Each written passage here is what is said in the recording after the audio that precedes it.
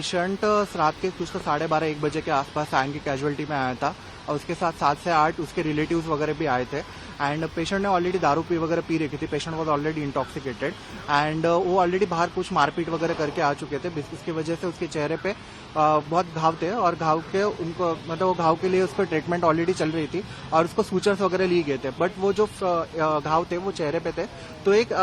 ENT reference करना पड़ता है, उनके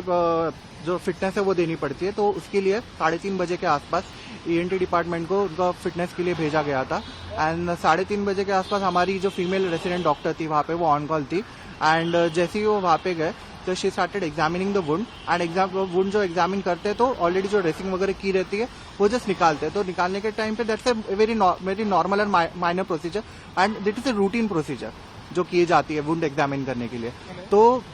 जिसे उसने निकालने की कोशिश की, सिंस पेशेंट ने ऑलरेडी दारू पी रखी थी तो पेशेंट स्टार्टेड अब्यूजिंग हर। पेशेंट ने ऑलरेडी वहाँ पे उनको गाली गलौज करना वगैरह चालू कर दिया एंड वो देखते ही देखते उसके जो रिलेटिव्स थे तो रिलेटिव्स ने अगर समझना चाहिए कि अब पेशेंट उनका अगर पेशेंट अगर इंटॉक्सिकेटेड दारू पी है उन्होंने तो उन्हें पेशेंट को संभालना चाहिए। तो पेशेंट को संभालने के बजाय उन्होंने भी उसको, हमारी जो महिला डॉक्टर थी उसके ऊपर उसका वर्बल अब्यूज जो गाली गलौज करना वगैरह चालू कर दिया और हाथापाई के लिए जैसा पूरा उसके ऊपर आ गई एंड जो पेशेंट का जो ऑलरेडी जो वुंड के ऊपर जो खून वगैरह लगा हुआ था उसका जो कॉटन वगैरह था वो भी उसने पूरे उसके शरीर पे लगाना चालू कर दिया, फेस पे ऊपर लगाना चालू कर दिया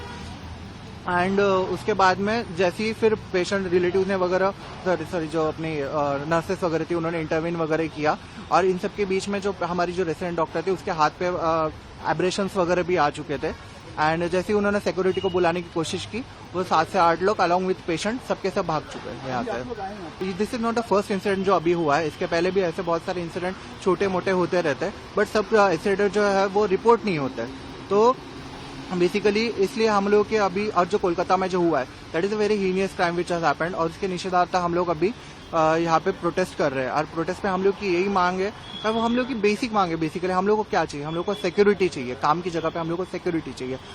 और जो पीड़ित महिला जो है जो कोलकाता की जो रेसिडेंट डॉक्टर जो हमारी बहन है तो उसको हम लोग को न्याय मिलाना चाहिए। तो उसको न्याय और एक सेंट्रल प्रोटेक्शन एक्ट की हम लोग डिमांड कर रहे हैं। तो सेंट्रल प्रोटेक्शन एक्ट अगर आता है तो हम लोग को थोड़ी सी उसकी सिक्योरिटी मिल सकती है। मतलब जो ऐसे इंसिडेंट जो हो रहे हैं जो ज्यादा हो रहे हैं वो थोड़े कम हो जाए और जो दोषी रहेंगे जो रिलेटिव्स रहेंगे या फिर पेशेंट रहेंगे उनके ऊपर कड़ी से कड़ी कार्रवाई हो।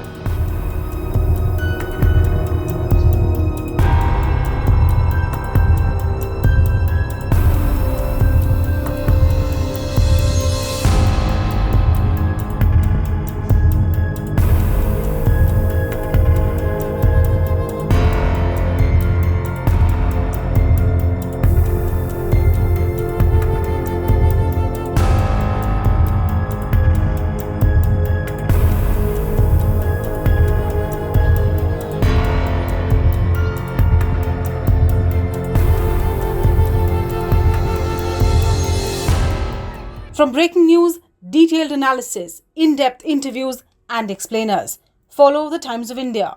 Subscribe to our YouTube channel. Don't forget to like our videos and hit the bell icon to stay updated with the latest.